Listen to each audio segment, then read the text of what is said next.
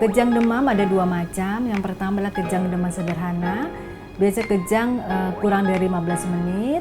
Kejang seluruh tubuh berupa kelojotan atau kaku dan tidak lebih dari 1 kali dalam 24 jam.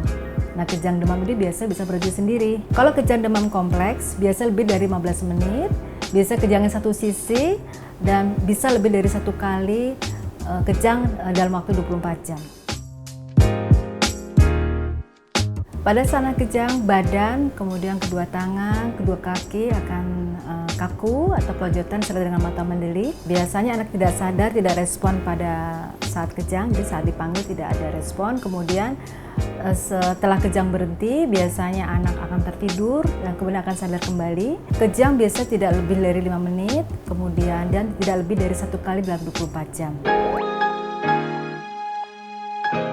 2-5% anak usia 6 bulan sampai 5 tahun dapat mengalami kejang demam yang biasa terjadi pada 24 jam pertama demam.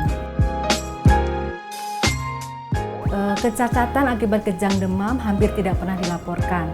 Nah, sebagian besar anak kejang demam tidak mengalami gangguan terhadap tumbuh kembangnya.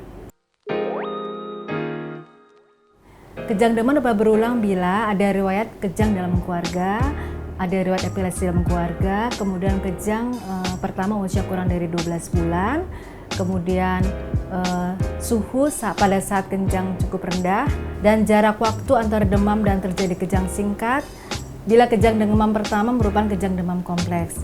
Nah, bila ada semua faktor di atas, maka kemungkinan untuk berulangnya kejang sebesar 80%. Tapi bila tidak, hanya sekitar 10-15%.